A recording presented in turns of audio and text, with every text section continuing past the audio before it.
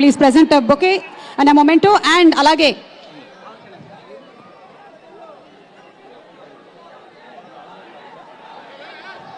Thank you. జనవరి 10వ తారీఖున మనకి సినిమా విడుదలవుతోంది. సంక్రాంతి పండగ ముందుగానే వచ్చేస్తోంది. గేమ్ చేంజర్, పొలిటికల్ సిస్టంలోనే ద రియల్ గేమ్ చేంజర్ మా పవన్ కళ్యాణ్ గారికి మైక్ ని హ్యాండ్ ఓవర్ చేసేస్తున్నాము.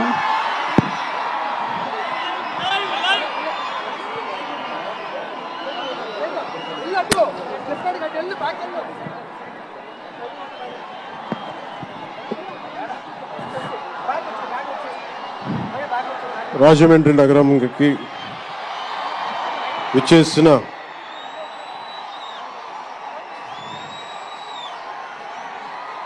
సినిమా అభిమానులందరికీ,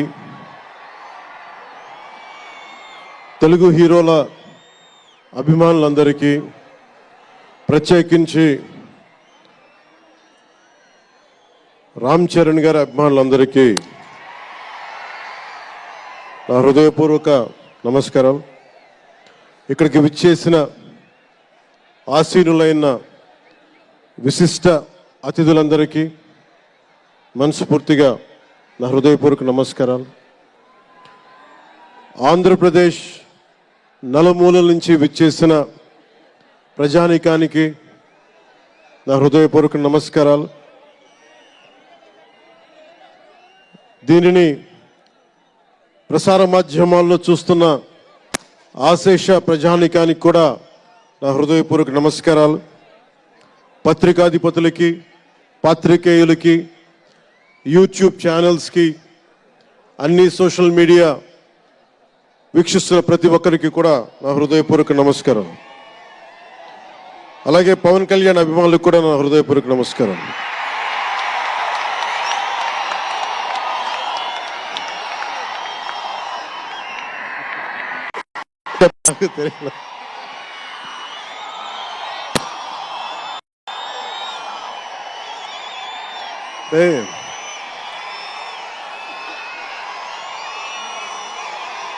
ఎక్కడి నుంచి వచ్చామో మర్చిపోకూడదు కదా. రఘుపతి వెంకయ్య నాయుడు గారిని మర్చిపోలేం, ఒక దాదాసాహెబ్ ఫాల్కేని మర్చిపోలేం, ఒక రాజ్ కపూర్ని మర్చిపోలేం, సత్యజిత్ని మర్చిపోలేం, షోలే తీసిన సిప్పిల్ని మర్చిపోలేం, తెలుగు సినిమాలని ఖ్యాతి నిలబెట్టిన నాగిరెడ్డి గారిని మర్చిపోలేం, బిఎన్ రెడ్డి గారిని మర్చిపోలేం, గోడవల్లి రామబ్రహ్మం గారిని మర్చిపోలేం. ఈ రోజున ఇంతమంది వేదిక పైన శంకర్ గారు లాంటి నిష్ణాతులు మహానుభావులు ఉన్నారు అంటే, సూర్య గారు లాంటి నటుడు దర్శకులు ఉన్నారంటే మేము మూలాలు మర్చిపోకూడదు. తెలుగు చిత్ర పరిశ్రమ పెద్దలందరికీ గుర్తు చేసుకుంటూ, తెలుగు జాతికి పేరు తెచ్చిన ఎన్టీ రామారావు గారికి మనస్ఫూర్తిగా ఆయనని గుండె లోతుల్లోంచి ఆయనకి స్మరించుకుంటూ, అలాగే పవన్ కళ్యాణ్ ఉన్నా, రామ్ చరణ్ ఉన్నా, ఏ హీరోలు ఉన్నా కానీ దానికి మూలం మెగాస్టార్ చిరంజీవి గారు. మీరందరూ గేమ్ చేంజర్ అనొచ్చు, ఓజీ అనొచ్చు. ఆ మూలాలు ఎక్కడో మారుమూల చిన్న పల్లెటూరులో, కుగ్రామంలో, మొగల్తూరు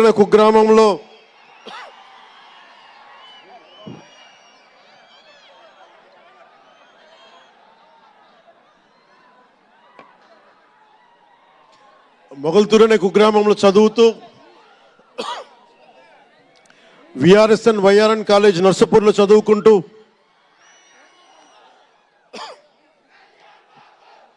ఇవన్నీ ఇలాంటిదే మీరు అనాలంటే ఆద్యుడు ఆయనే. మీరు ఈరోజు కళ్యాణ్ బాబు అనండి, ఓజీ అనండి, డిప్యూటీ సీఎం అనండి,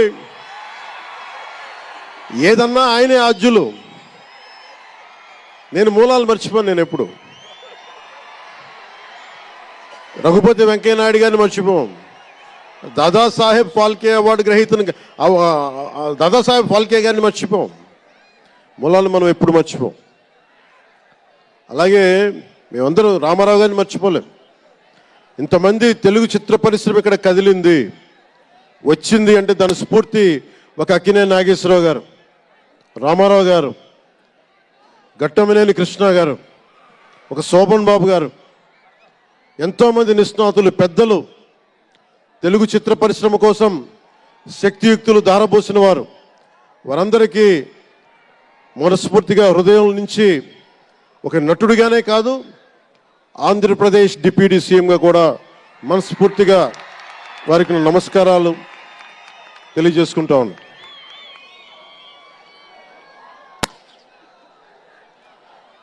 ఈ రోజున ఈ వేదికకి ఇంత బలంగా తెలుగు చిత్ర ఒక ఫిలిం ఓపెనింగ్ ఇక్కడ, ఒక సినిమా ఫంక్షన్ ఇక్కడ చేసుకోగలిగామంటే కూటమి ప్రభుత్వం, అనుభవజ్ఞుడైన నాయకులు శ్రీ నారా చంద్రబాబు నాయుడు గారు, గౌరవ ముఖ్యమంత్రి శ్రీ నారా చంద్రబాబు నాయుడు గారు, ఆయన ఆశీస్సులు, ఆయన సహకారం, ఆయన నిరంతర మద్దతు ఈ రోజున ఇక్కడ ఇంత అద్భుతమైన సభ జరుపుకోగలుగుతున్నామంటే గౌరవ ముఖ్యమంత్రి గారికి ప్రత్యేకించి రాజమండ్రి హృదయం నుంచి ఆయనకి నా కృతజ్ఞతలు తెలుపుకుంటా ఉన్నాను. అలాగే ఒక ఫంక్షన్ చేస్తున్నామంటే హోమ్ మినిస్టర్ అనిత గారికి కూడా నా హృదయపూర్వక ధన్యవాదాలు తెలియజేసుకుంటా ఉన్నాను. స్టేట్ డీజీపీ గారికి నా హృదయపూర్వక ధన్యవాదాలు. జిల్లా ఎస్పీ గారికి, జిల్లా అధికార యంత్రాంగానికి, జిల్లా కలెక్టర్ గారికి, ప్రతి ఒక్కరికి పేరు పేరున గత 2 రోజులుగా 4 రోజులుగా కష్టపడి మన పర్మిషన్స్ అన్ని ఇచ్చి ఈ సభను విజయవంతం చేసే నేపథ్యంలో కష్టపడిన ప్రతి ఒక్క అధికారులందరికీ కూడా ప్రత్యేకించి ధన్యవాదాలు. అలాగే వేదిక పైన ఉన్న శ్రీ కందులు దుర్గేష్ గారికి, గౌరవ మంత్రివర్యులు పిడుగు హరిప్రసాద్ గారు, ఎమ్మెల్సీ, మమ్మల్ని ఇన్ని రకాలుగా ఆయన, మీకు తెలుసు కదా గోరట్ల బుచ్చి చౌదరి గారి గురించి, ఆయన్ని పట్టు విడవరు ఆయన, మనం వదలాల్సిందే పట్టు. అలాంటి గోరంట్ల బుచ్చయ్య చౌదరి గారికి మనస్ఫూర్తిగా నా హృదయపూర్వక నమస్కారాలు. అలాగే యువరక్తంతో రాజమండ్రి రాజకీయాల్లో ప్రజలకి నిరంతరం సేవ చేద్దామని చేస్తే ఆదిరెడ్డి వాసు గారికి నా హృదయపూర్వక నమస్కారాలు. అలాగే నిరంతరం గత పాలనలో ఒత్తిళ్లు ఎదుర్కొని బలంగా నిలబడ్డ రాజనగరం ఎమ్మెల్యే శ్రీ బత్తుల బలరామకృష్ణ గారికి,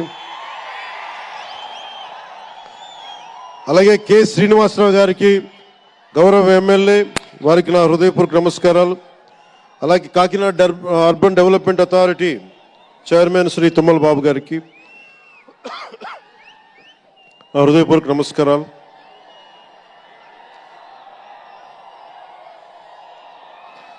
అలాగే నటులు శ్రీకాంత్ గారికి,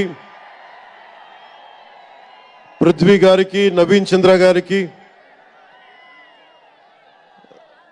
ఇదేంటి రచ్చ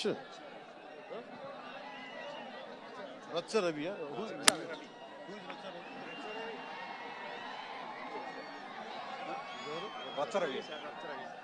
రచ్చ రవి గారికి, రామ్ జోగయ్య శాస్త్రి గారికి, కాసరాల శ్యామ్ గారికి, అనంత శ్రీరామ్ గారికి, బుర్రా సాయి మాధవ్ గారికి, ఇక్కడ ఉన్న అంజలి గారికి, అలాగే మ్యూజిక్ డైరెక్టర్ తమన్ గారికి. నాకు చాలా తక్కువ సినిమాలు నేను థియేటర్కి వెళ్ళేవాడిని. మన శంకర్ గారు తీసిన సినిమా చెన్నైలో, తమిళ్లో జెంటిల్మెన్ సినిమా, నేను టికెట్ కొనుక్కొని థియేటర్కి వెళ్ళి, ఆ రోజు నేను ఇంకా యాక్టర్ కూడా అవుతాను, అసలు రాజకీయాలు పక్కన పెట్టి యాక్టర్ అవుతానో లేదో అని ఆలోచనలో ఉన్నప్పుడు ఆయన సినిమాని నేను కూడా టికెట్ కొనుక్కొని బ్లాక్లో ఆయన సినిమాకి వెళ్ళాను, శంకర్ గారి జెంటిల్మెన్ సినిమాకి. అలాగే ప్రేమికుడికి కూడా ఎవరు లేక తోడుకి మా అమ్మమ్మని తీసుకెళ్ళాను ప్రేమికుడి సినిమాకి. ప్రేమికుడి సినిమా అమ్మ என்ன சொல்லுவாங்க పార్టీயோடு పోయిటానే. అంటే అలాంటి అందరినీ అన్ని వయసుల వాళ్ళని కూడా ఆకట్టుకునే సినిమా, ఎంటర్టైన్మెంట్తో పాటు ఒక సోషల్ మెసేజ్ ఉన్న సినిమాలు ఆయనవి. అలాంటి మంచి సినిమాలు భారతదేశంలో ఈ రోజున చరణ్ గారు కానీ, రాజమౌళి గారు కానీ, జూనియర్ ఎన్టీఆర్ కానీ వీరందరూ విఖ్యాతిగా మన ప్రపంచ వ్యాప్తి ఖ్యాతి ఉన్న రావటం అనేది దానికి ఆద్యులు కొద్దిమంది డైరెక్టర్స్ ఉన్నారు, ముఖ్యంగా దక్షిణాది నుంచి. దాంట్లో చాలా కీలకమైన వ్యక్తి శంకర్ గారు. శంకర్ గారు ఈ రోజున భారతదేశం మొత్తం తెలుగు చిత్ర పరిశ్రమ వైపు చూస్తుంది అంటే తమిళనాడు నుంచి వచ్చి తెలుగులోకి డబ్బై ఆ సినిమాని తెలుగు ప్రేక్షకులు ఇది తమిళ సినిమా కాదు తెలుగు సినిమా అని చెప్పి గుండెల్లో పెట్టుకొని ఆదరించారు. అంత గొప్ప సినిమాలు తీశారు శంకర్ గారు. నేను ఎప్పుడు అనుకునేవాడిని శంకర్ గారు తెలుగులో కూడా తీయచ్చు కదా డైరెక్ట్ తెలుగు ఫిల్మ్ అంటే. ఆయన ఈ విధంగా గేమ్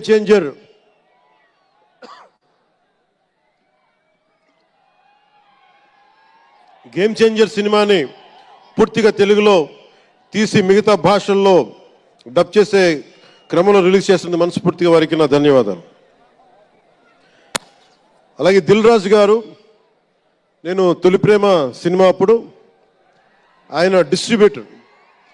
అంటే ఏదో ఒక చిన్న పోస్టర్ చూసి ఎక్కడో ఒక మాటిని ఈ సినిమా చాలా సూపర్ డూపర్ హిట్ అవుతుందని ఒక నమ్మకంతో పాపం ఆయన అడ్వాన్స్ ఇచ్చారు.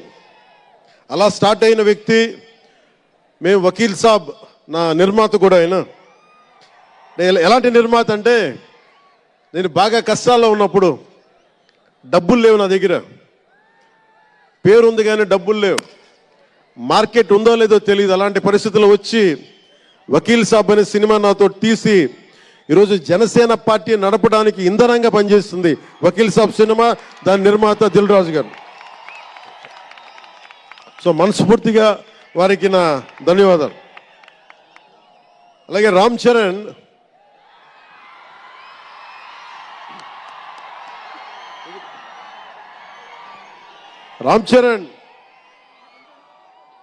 అంటే నేను రామ్ చరణ్ ఉన్నప్పుడు నేను పుట్టినప్పుడు నేను ఇంటర్ ఎప్పుడు చదువుతున్నాను.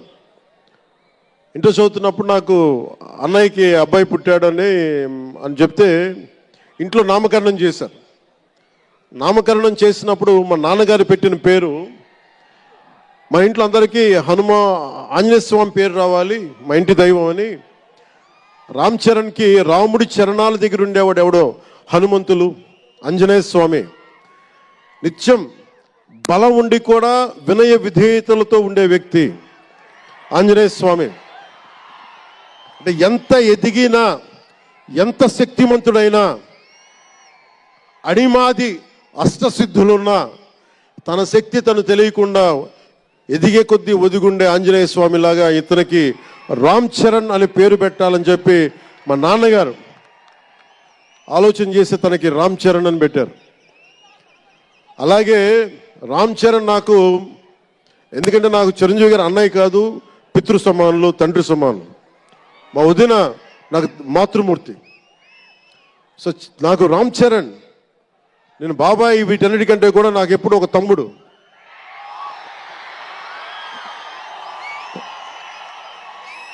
చిన్నప్పుడు బాగా ఏడిపించేవాడిని, నేను ఇంకా బద్ధకంగా ఉండేవాడిని. అంటే కరెక్ట్గా చెప్పాలంటే నేను తమ్ముడు సినిమాలో నా క్యారెక్టర్ లాగా ఉంటే రామ్ చరణ్ 7 ఏళ్ల వయసు, నా రెండో కొడుకు అంత వయసు ఉండేది. ఇప్పుడు ఆ వయసులో తెల్లవారుజామున చలిలో హార్స్ రైడింగ్ నేర్చుకోవడానికి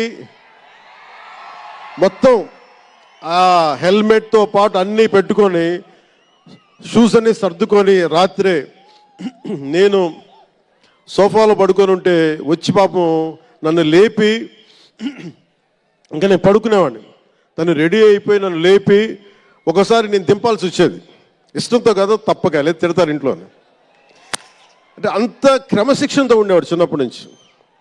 నాకు రామ్ చరణ్లో నచ్చింది ఏంటంటే ఇంత ప్రతిభా సమర్థత ఉందని ఎప్పుడు తెలియదు ఎవరికి కూడా. ఇంత శక్తి సమర్థత ఉంది ఈ వ్యక్తులు ఎప్పుడు మాకు తెలియలేదు. ఎప్పుడు ఇతను నేను డ్యాన్స్ చేయటం ఎప్పుడు చూడలేదు నా లైఫ్లో, సినిమాలో తప్ప. ఇంక సినిమాలో బాగా వ్యక్తిగత జీవితం నేను ఎప్పుడు చూడలే. అసలు మ్యూజిక్ వేస్తే కాలు కూడా ఆడించడు, కానీ అంత అద్భుతమైన డాన్సర్. అలాగే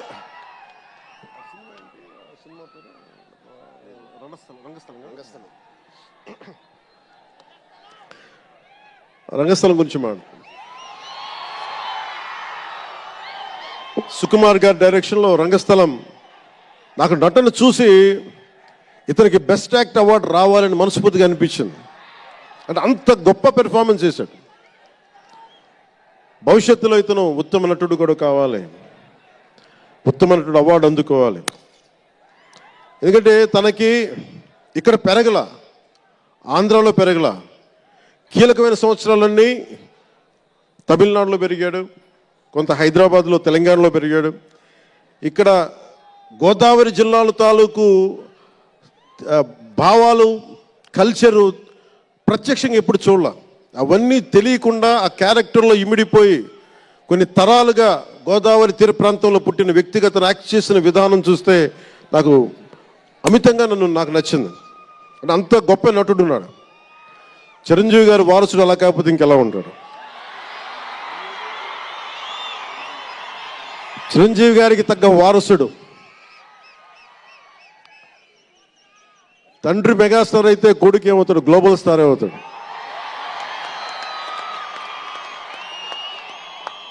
అంటే చిరంజీవి గారిని ఎందుకు అంటే ఎక్కడ గుర్తు పెట్టుకోవాలంటే, అంటే నాకు మా అన్నయ్య అంటే ఎందుకు గౌరవం, మొన్న కూడా ఇంట్లో అప్పుడప్పుడు చెప్తా ఉంటాం. ఆయన ఒక మొగల్తూరు నుంచి వచ్చిన వ్యక్తి, ఎవరు ఆధారం లేరు. మీరు ఇంతమంది లక్షల మంది ఇక్కడ ఉన్నారు, జనం ప్రజలందరూ ఉన్నారు. మనకు ఎవరో ఒకరు ఉండాలి అని అనుకోకర్లా, మీకు మీరే ధైర్యం. మీరు అనుకుంటే మీరు సాధిస్తారు. గుండె లోతుల్లో నుంచి నేను సంకల్ప బలం ఉండి దానికి తగ్గ పట్టుదల, కార్యదక్షత ఉంటే మెగాస్టార్ చిరంజీవి గారిలాగా ఎలా సాధించగలరో ప్రతి ఒక్కరూ మీరు కోరుకున్న దాంట్లో సాధించగలరు. అంటే ఆయన ఒక్కడు పెరిగి మా అందరికీ ఆశ్రయం ఇచ్చాడు, ఊతం ఇచ్చాడు. ఆయన ఊతం వల్లే నేను ఈ రోజున మీ అందరికీ కూర్చొని మారుమూల ప్రాంతాల్లో భయపడడానికి, అందరూ భయపడే రోడ్లకి వెళ్ళగలుగుతున్నాను, రోడ్లు వేయడానికి. అంటే ఆ మూలాలు చిరంజీవి గారు మాకు నేర్పించిన. అంటే ఇది ఎందుకు చెప్తున్నానంటే, నేను చిరంజీవి గారిని ఎంత కష్టపడేవారు ఆయన కష్టపడి బయటికి వచ్చి ఇంటికి వస్తే నేను అర్ధరాత్రి పూట వెయిట్ చేసేవాడిని అక్కడ సోఫాలో పడుకున్నాను హాల్లో. మా అన్నయ్య గారు ఎప్పుడు వస్తారు, ఆయన ఎంత కష్టపడేవారంటే కనీసం వచ్చి షూలు ఇప్పుకోవడానికి అసలు శక్తి ఉండేది కాదు. అలిసి సొలిసి ఒళ్ళు కుమిలిపోయి, అంటే ఏమంటుందని అసలు కందిపోయి దెబ్బలు తిని, ఎందుకంటే అప్పుడు సేఫ్టీ మెకానిజం లేదు. మన గుండా షూటింగ్ టైంలో మన ఏదో అనకాపల్లి వెళ్తుంటే ఇక్కడే చిరంజీవి గారు చేశారని ఎవరు ఆయన సన్నిహితులు చెప్తా ఉంటే, ఆ పడిపోయి ట్రైన్ కింద యాక్సిడెంట్లో కాలు ఫ్రాక్చర్ అయ్యి, అలాంటి ఒక సేఫ్టీ లేని పరిస్థితులు ఆయన చేస్తూ ఇంటికి వచ్చేటప్పటికి మాకు చేయగలిగేది ఏంటంటే, మాకు గిల్టీగా ఉండేది. తమ్ముడు సినిమాలో నేను ఎలా ఉండేవాడిని, ఆకతాయిగా తిరుగుతూ అలా నాకు అలా అనిపించేది నా జీవితం. అలా లేననుకోండి, కానీ మా అన్నయ్య వచ్చేటప్పటికి ఏదైనా చేద్దామని తపంతో పాపం ఆయన సాక్స్ తీస్తే కాళ్ళు వాచిపోయాయి. ఆ షూ కూడా వచ్చేది కాదు, చెమటతో తడిచిపోయేది.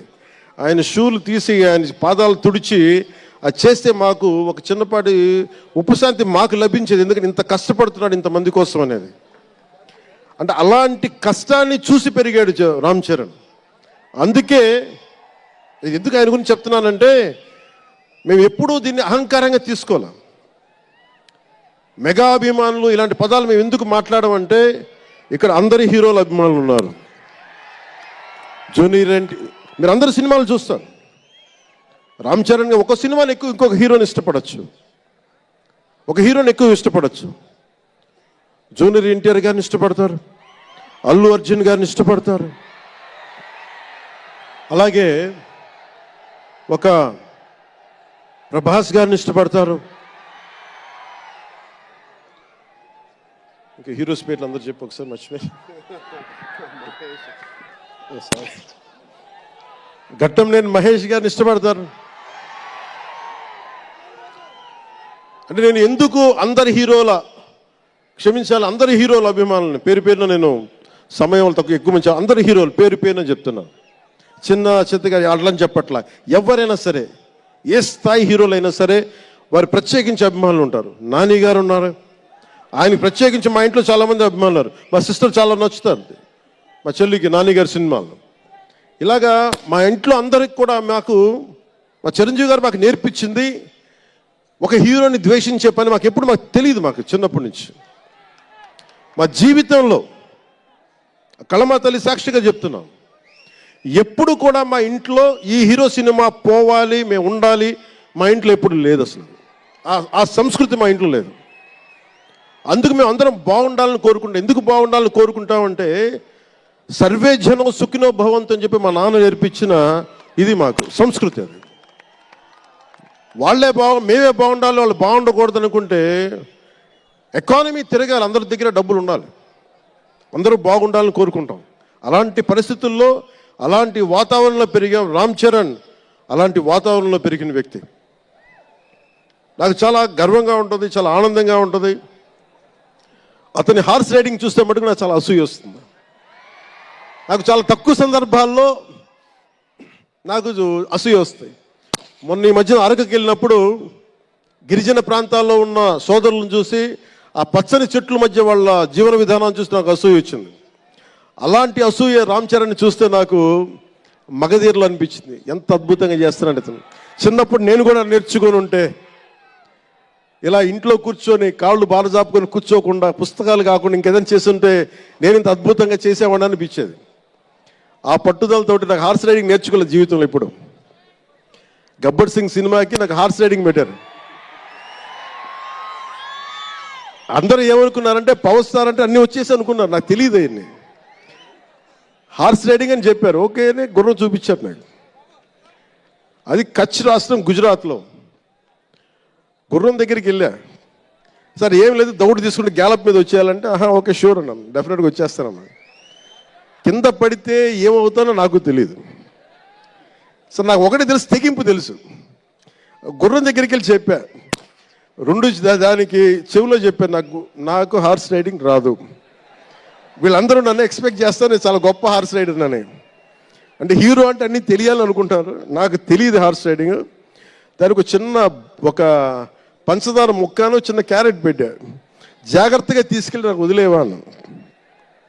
పాప ఆ గుర్రం అది నన్ను ఎంత అద్భుతంగా తీసుకెళ్ళిందంటే అది మీరు చూసారు ఆ సీన్లో. నేను అందరినీ మోసం చేశాను ఆ సినిమాలో. హార్స్ రైడింగ్ రాకుండా సినిమా వరకే హార్స్ రైడింగ్ వచ్చినా కదా. అలాంటి అంటే నాకు ఇది మాకేంటంటే మాకు సినిమాల్లో చూసినవన్నీ నాలాగా కాకుండా అన్నీ చాలా సుశిక్షితమైన ఒక నేర్చుకున్న వ్యక్తి ఇతను రామ్ చరణ్. ఒక డ్యాన్స్ కానీ ఎక్కడో ఇంగ్లాండ్కి వెళ్ళి అక్కడ డ్యాన్స్ ఇన్స్టిట్యూషన్స్లో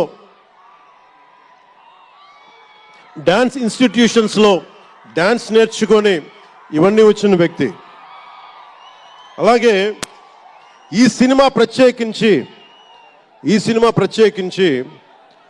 చాలా సోషల్ మెసేజ్ ఉన్న సినిమా నాకు అర్థమవుతోంది. పొద్దున్నే ట్రైలర్ చూశాను, గేమ్ చేంజర్ ట్రైలర్. చాలా అద్భుతంగా ఉంది, చాలా బాగా ఆడుతుంది అని చెప్పి మనస్ఫూర్తిగా అందరికీ అభినందనలు తెలియజేసుకుంటూ, ప్రత్యేకించి శంకర్ గారికి నాకు మనస్ఫూర్తిగా అభినందనలు తెలియజేసుకుంటూ, అలాగే తెలుగు చిత్ర పరిశ్రమకు సంబంధించినంత వరకు ఇది ఓజీ గురించి చెప్తాను, లాస్ట్లో చెప్తాను. నేను ఓజీ తర్వాత అంటే మీరు వదలట్లా.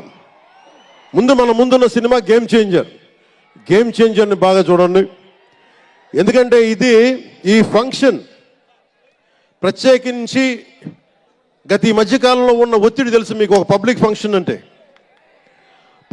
అంటే ఎలాంటి ఒత్తిడి ఉంటుందో మీ అందరూ తెలుసు. నేను చాలా ఆలోచించాను ఈ సమయంలో పెట్టాలా లేదా అంటే, సినిమా అనేది 10 మందికి తెలియచేయాలి. దిల్ రాజు గారు లాంటి వాళ్ళు 3 సంవత్సరాలు తీశారు సినిమా. 3 సంవత్సరాలు తీసింది వాళ్ళకి దొరికేది దొరికితే ఒక 10 రోజులు. బడ్జెట్లు ఎక్కువైపోయినాయి.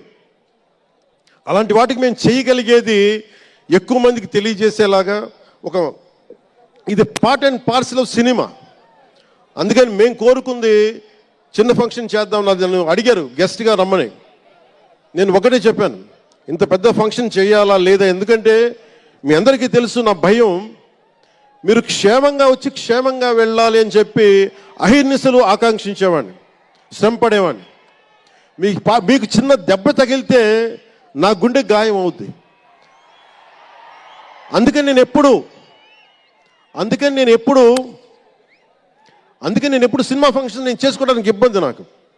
ఇందాక కూడా వచ్చినప్పుడు చాలా టెన్షన్తో ఉన్నా, ఎవరికైనా దెబ్బలు తగులుతాయి ఏదైనా అయిపోద్దా అని భయం ఉంది. మనస్ఫూర్తిగా మీ అందరికీ చేతులెత్తి నమస్కరిస్తున్నా, మీరు క్షేమంగా ఇంటికి వెళ్ళాలి. ఎందుకంటే మీ తల్లిదండ్రులు మీరు ఒక సాయంత్రం ఆనందం కోసం వచ్చింది, దీన్ని విషాదం కాకూడదు. అందుకని మనస్ఫూర్తిగా సినిమాని సినిమాగానే చూడండి. కింద పడిపోయి మీద పడిపోయి తొక్కిసలాడుతూ హీరోలను చూడడం కంటే కూడా మీరు దూరం నుంచే ఇబ్బంది పడకుండా మీరు క్షేమంగా ఉండాలి, అందరూ క్షేమంగా ఉండాలి మనస్ఫూర్తిగా కోరుకుంటా ఉన్నాం. అలాగే అడగగానే టికెట్ రేట్స్ ఎందుకు పెంచాలి,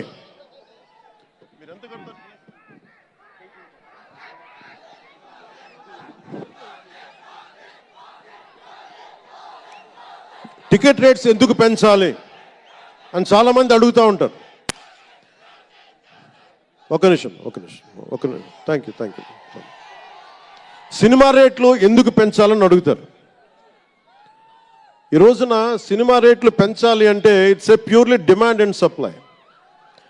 నాకు శంకర్ గారి సినిమా నేనే బ్లాక్లో కొనుక్కొని చూశాను చెన్నైలో.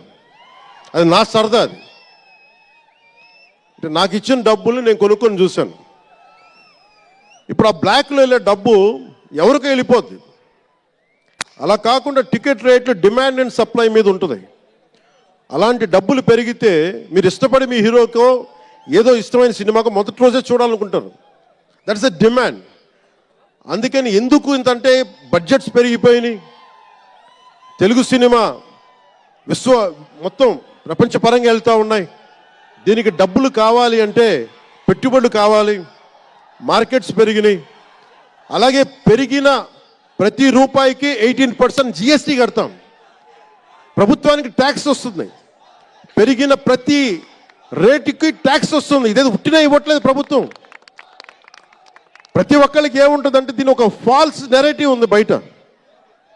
నా సినిమాకి టికెట్ రేట్లు పెంచకపోగా తగ్గించేశారు. భీమ్లా నాయక్కి ఇప్పుడు చాలామంది హీరోస్ అందరూ కూడా వాళ్ళెవరూ కూటమికి మద్దతు చెప్పలేదు.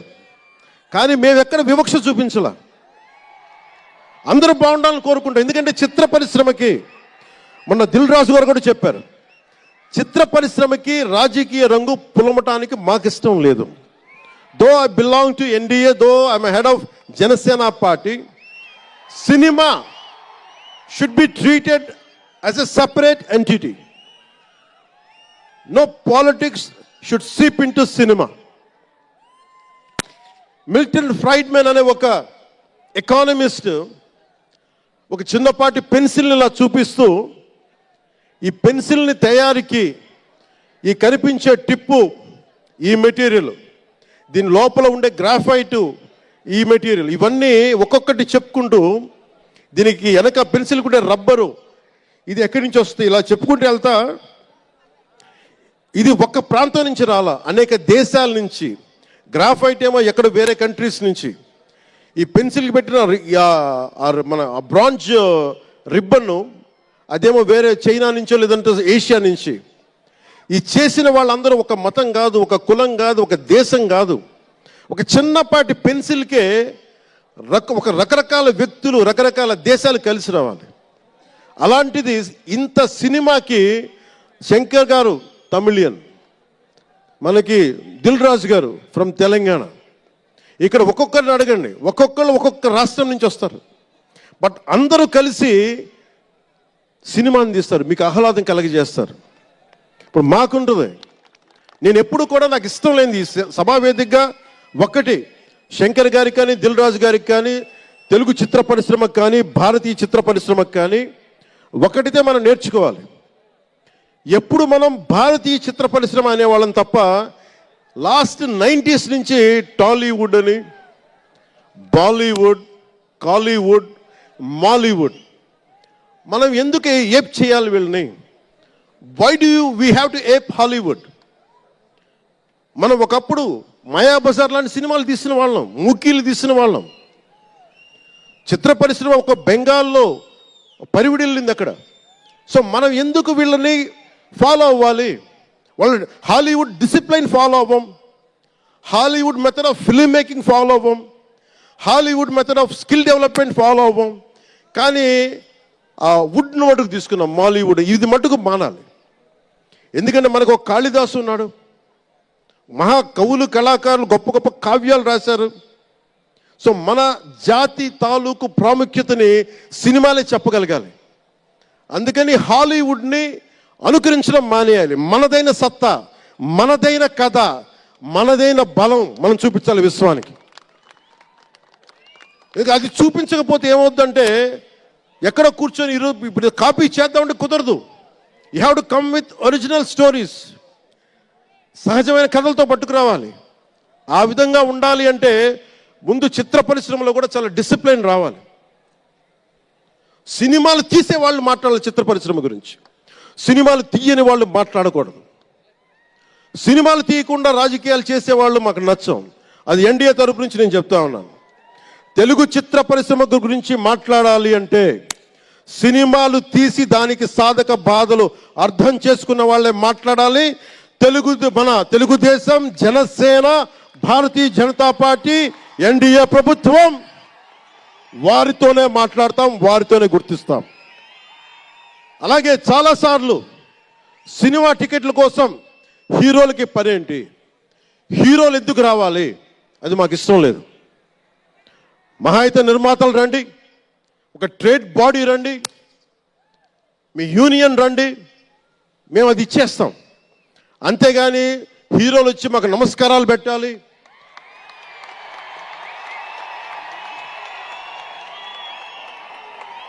అంత ఒక లో లెవెల్ వ్యక్తులం కాదు మేము. దీన్ని ఎక్కడి నుంచి నేర్చుకున్నాం? స్వర్గీయ నటరత్న ఎన్టీ రామారావు గారి దగ్గర నుంచి నేర్చుకున్నాం. మహానటుడు, ఆయనని ఎంతమంది విమర్శించినా, కోటా శ్రీనివాసరావు గారు విమర్శించినా, ఆయన ఎప్పుడన్నా యాక్ట్ చేస్తే ఆయనతో పాటు ఏం బ్రదర్ బాగున్నారు అని చెప్పి చాలా గుండెలు నిండుగా పలికే వ్యక్తి మహానుభావుడు ఎన్టీ రామారావు గారు. ఇంత తెలుగుదేశం పార్టీ ఎన్టీ రామారావు అన్నిసార్లు ముఖ్యమంత్రిగా ఉన్నప్పుడు కూడా ఎప్పుడు ఘట్టంనేని కృష్ణ గారు కాంగ్రెస్లో ఉండి కూడా కనిపిస్తే ఇద్దరు ఆప్యాయంగా మాట్లాడుకునే వాళ్ళు. ఎన్టీ రామారావు గారు ఎప్పుడు వివక్ష చూపించలా.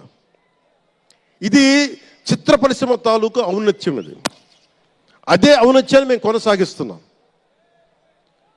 అదే మేము కోరుకుంటా ఉన్నాం.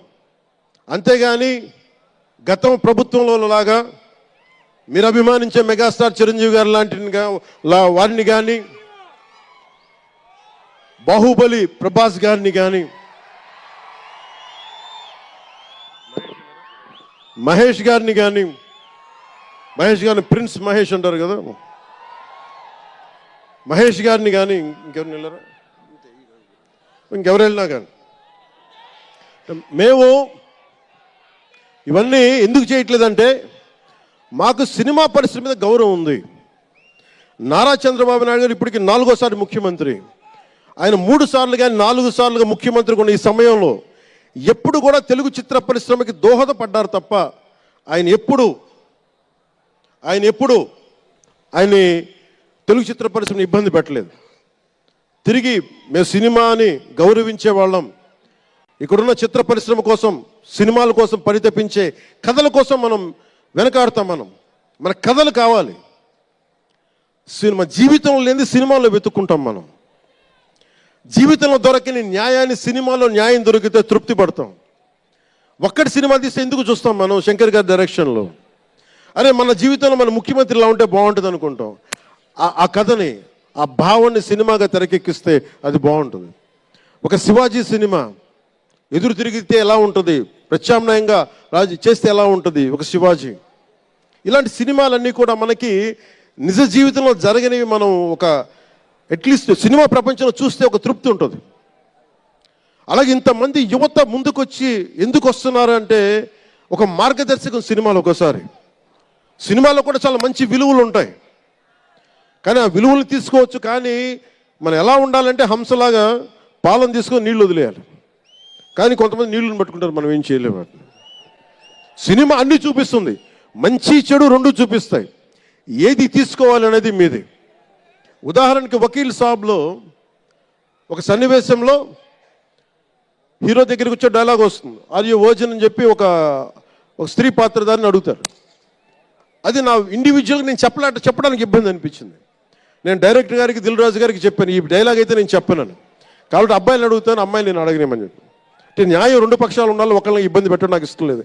ఇది సెన్సిబిలిటీస్ కూడా ఫిలిం టెక్నీషియన్స్ కానీ, డైరెక్టర్స్ కానీ, యాక్టర్స్ కానీ. ఎందుకంటే హీరోలు చాలా పెద్ద ప్రభావం, మీరు దర్శకులు చాలా పెద్ద ప్రభావం, నిర్మాతలు చాలా పెద్ద ప్రభావం చూపిస్తారు. మీరు కేవలం డబ్బులు సంపాదించడమే కాదు, మీరు కొన్ని విలువలు చెప్తారు. ఒక రామ్ చరణ్ కోసం కానీ, ఒక శంకర్ గారి కోసం కానీ, దిల్ రాజు గారి ప్రొడక్షన్ అంటే ఎందుకు ఇంతమంది వస్తారు, ఇన్ని లక్షల మంది ఎందుకు వస్తారంటే ఏదో ఒక కనెక్ట్ ఉంది, దానికి ఒక బంధం ఉంది, దానికి ఏదో ఎదురు చూస్తాం ఒక సినిమా ద్వారా. ఒక RRRకి ఎందుకు అంత పరిగెడతాం సినిమా చూడటానికి, ఏదో ఎదురు చూస్తాం మనం. సో బాధ్యత తెలుగు చిత్ర పరిశ్రమకు కూడా మీరు సమాజాన్ని ఇంకొంచెం వినోదంతో పాటు ఆలోచింపజేసే సినిమాలు ఇవి కూడా రావాలని మనస్ఫూర్తిగా నేను మీ నుంచి ఆశిస్తా ఉన్నాను.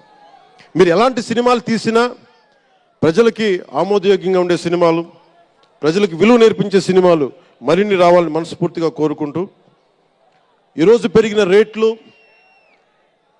ఆంధ్రప్రదేశ్ ప్రభుత్వానికి ఆదాయం కూడా కేవలం అది నిర్మాతలకని అనుకోవడానికి లేదు. పెరిగిన ప్రతి రూపాయికి 18% GST వస్తుంది. అది ప్రజలందరికీ కూడా ఈ సందర్భంగా నేను తెలియజేస్తా ఉన్నాను.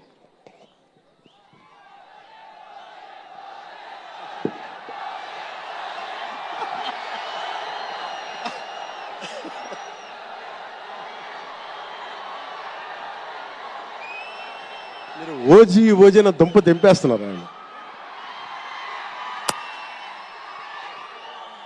మాట్లాడదాం, దాని గురించి వేరే మాట్లాడదాం. డైరెక్టర్ ఇక్కడే ఉన్నారు, 3 సినిమాలు ఉన్నాయి. కాదే మీకు తెలుసు కదా నా ప్రేమ మీకోసం. ఓజీ సినిమా కంటే నా భవిష్యత్తు మీకు ముఖ్యం, నాకు ముఖ్యం మీ భవిష్యత్తు. మీ భవిష్యత్తు కోసం ఇలా ఉండిపోయాను. అందుకని ప్రత్యేకించి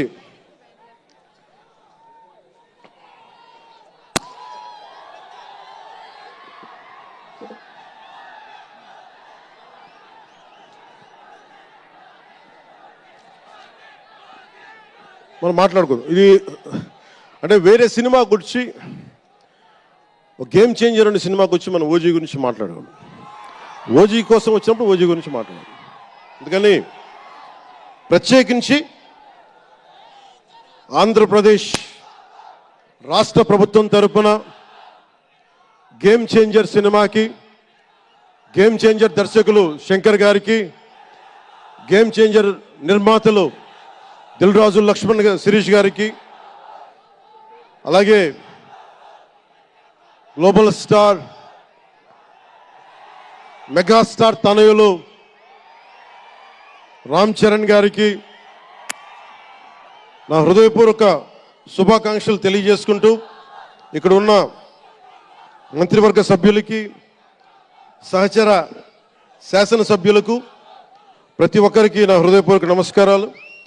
అలాగే నా మిత్రుడు, నాకు సన్నిహిత మిత్రుడు SJ సూర్య, உங்க பத்தி சொல்லிட்டே இருந்தேன் சார், உங்க பத்தி சொல்லிட்டே இருந்தேன் தந்தி டிவியில். நீங்க எனக்கு எவ்வளவு பிடிக்குன்னு சொல்லிட்டே இருந்தேன். ఈయన ఏ మేరా జహా అని పాట పెడతానంటే మీరు అమ్మాయిలతో డ్యాన్స్ చేయాలి సార్ అంటాడు. నేను అంటాను దేశభక్తి చెప్పాలి. మా ఇద్దరు గొడవ అయింది. నేను చెప్పాను నువ్వేమనుకుంటా అవి చేస్తాను తప్ప నేను మటుకు ఏ మేరా జహాయే చేస్తాను. నేను అమ్మాయిలతో డ్యాన్స్ చేయనని చెప్పాను. చాలామంది చేశారు, ఎందుకంటే నేను బాగా చేయలేను తెలుసు నాకు.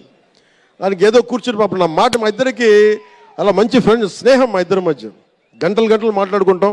ఈ మధ్య కుదరట్లేదు. సో గ్రేట్ యాక్టర్, మంచి దర్శకుడు కాదు, ఎక్స్ట్రాడినరీ డైరెక్టర్. నా కోపం ఏంటంటే డైరెక్షన్ వదిలేశాడు. ఎప్పుడు పైన విటిట నీ direction. You are such a fantastic and fabulous director. And okay, that's fine. ఆయన డ్రీమ్ ఏంటంటే I want to be an actor అనేవాడు. ఇప్పుడు హీ ఫుల్ఫిల్, ఆయన సాధించుకున్నారు. అందరి మనసులు దోచుకున్న నటుడయ్యారు. మనస్ఫూర్తిగా వారికి నా అభినందనలు తెలియజేస్తా ఉన్నాను. అలాగే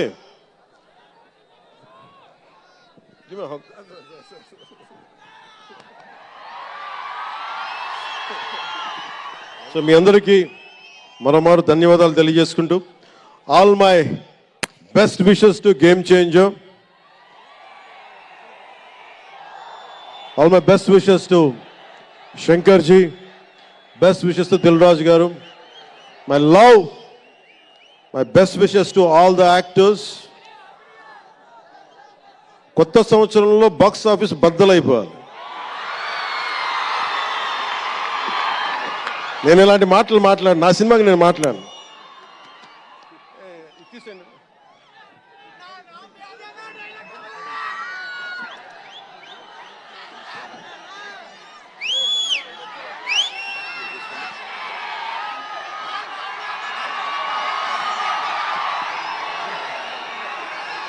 మీరేం చేస్తారో తెలీదు. మగధీరుడు అల్లూరి సీతారామరాజుగా మొత్తం జీవించేశాడు. అందరి తోటి నటుల మీద అమితమైన ఇష్టం చూపించేవాడు. అందరికీ ఫ్రెండ్ రామ్ చరణ్. అందరి హీరోలకి చాలా గౌరవంగా ఉండేవాడు. సంవత్సరానికి 100 రోజులు మా నాన్న ఏ పేరు మీద ఏం తలుచుకొని పెట్టాడో తెలియదు, కానీ 100 రోజులు సంవత్సరంలో 365 రోజులు కనీసం 100 రోజులు అయ్యప్ప స్వామి మాల అంటాడు, ఆంజనేయ స్వామి మాల అంటాడు. ఎందుకురా చేస్తామంటాను అప్పుడప్పుడు. క్షమించాలి రామ్ చరణ్ గారు రే అంటున్నందుకు, పర్లేదు కదా.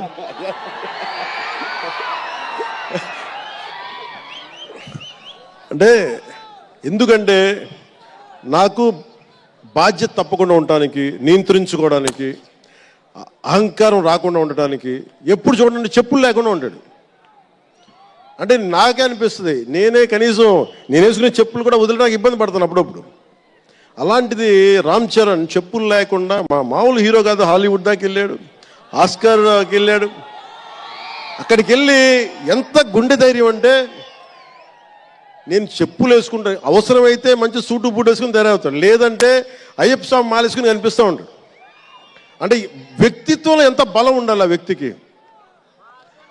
అందుకని అలాంటి రామ్ చరణ్ మంచి 16 అణాలు తెలుగువాడు, మా బంగారం,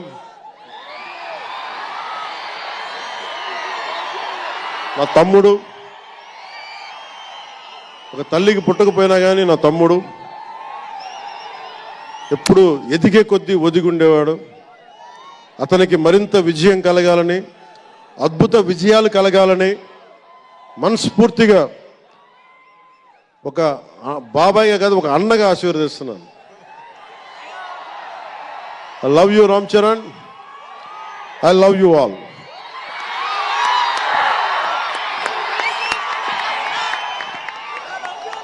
నేను ఒకటే కోరుకుంటున్నా, యువత మీ అందరికీ మొన్న మాట్లాడుతూ ఉన్నా, మీ బైకుల్లో మీరు చేసే గోల ఉంటుంది చూసారా మీరు. నేను మొన్న మాట్లాడుతూ ఉన్నా, ఇప్పుడు ఈ ఫంక్షన్ లేదు, సినిమాలు లేవు, ఏం చేస్తారు చెప్పండి. ఉద్యోగాలు ఉపాధి కూడా కానీ టైం పడుద్ది. కనీసం సినిమాకి వెళ్ళి చొక్కా దించుకొని అరవకపోతే, బైకులు తీసుకొని అవి సైలెన్సర్ దాన్ని ఆ యాక్సిలేటర్ పెంచకపోతే ఎనర్జీ ఎటు వెళ్తుంది. అందుకే ఒకటే చెప్పాను, దిల్ రాజు గారికి చెప్తా ఉన్నా, మీరు తెలంగాణ ఫిల్మ్ ఫెడరేషన్ ప్రెసిడెంట్ కదా మీరు ఆంధ్రప్రదేశ్ని చిన్న చూపు చూడకండి. అదొకటే నేను కోరుకుంటాను. నేను ఆ 2 కళ్ళు అని నేను నమ్మను, కానీ మీరు తెలుగు చిత్ర పరిశ్రమని అటు తెలంగాణలోను ఇటు ఆంధ్రాలోను 2 చోట్ల అద్భుతంగా ఉండాలని కోరుకుంటా ఉన్నాను. ముఖ్యంగా ఆంధ్రప్రదేశ్ యువతకి, మీరు ఇంతమంది యువతను చూస్తూ ఉన్నారు, వీళ్ళకి స్టంట్ స్కూల్స్ పెట్టండి. మా వాళ్ళు బైక్లు వేసుకొని తిరుగుతూ ఉంటారు, గోల్ చేస్తూ ఉంటారు. ఒక మంచి స్టంట్ స్కూల్ పెట్టండి. గోదావరి జిల్లాలోనూ రాయలసీమలోనూ మా కడపలోనూ ఎక్కడో చోట ఒక 2-3 స్టంట్ స్కూల్స్ పెట్టండి. మా వాళ్ళకి స్కిల్ డెవలప్మెంట్ ఇవ్వండి. మాకు ఒక స్క్రీన్ ప్లే ఎలా రాయాలో మా వాళ్ళకి చెప్పండి. ఒక రాజమౌళి గారు వచ్చి చెప్పండి. త్రివిక్రమ్ గారిని వచ్చి క్లాసులు తీసుకోమని చెప్పండి మా వాళ్ళకి. ఒక తమన్ లాంటి మనకి మ్యూజిక్ దర్శకులు కానీ,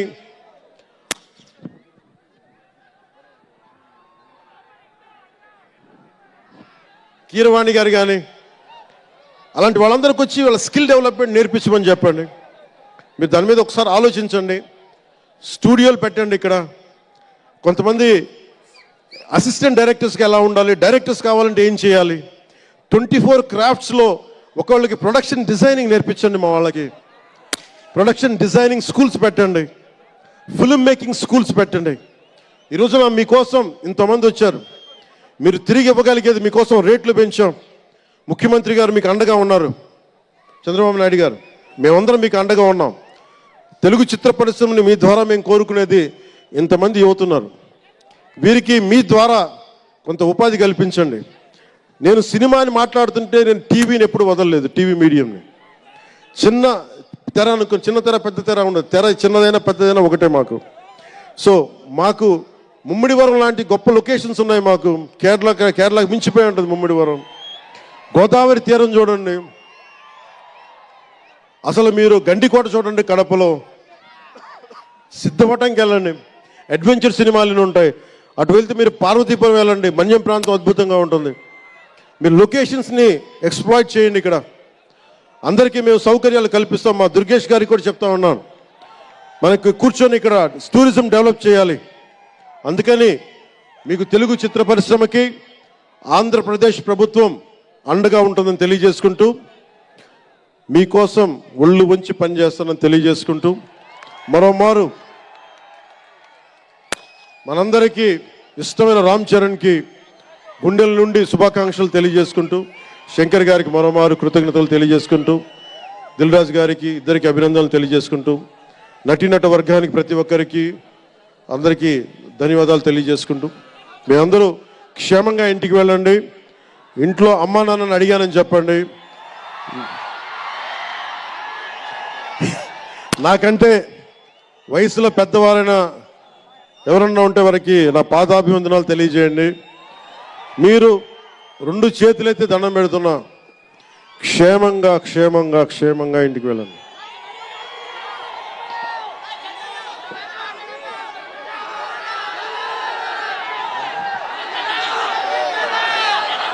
మీ అందరికీ మరోమారు ధన్యవాదాలు తెలియజేసుకుంటూ, తెలుగు తల్లికి దండాలు తెలియజేసుకుంటూ, మా తెలుగు తల్లికి పిఠాపురం మంచి సంతోషం.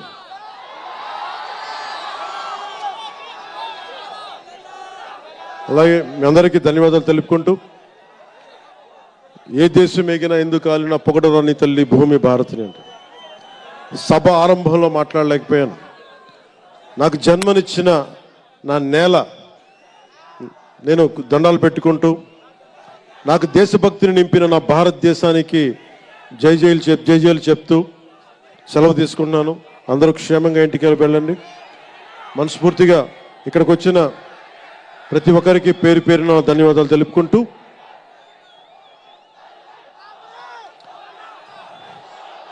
జై ఆంధ్ర, జై భారత్, జై హింద్.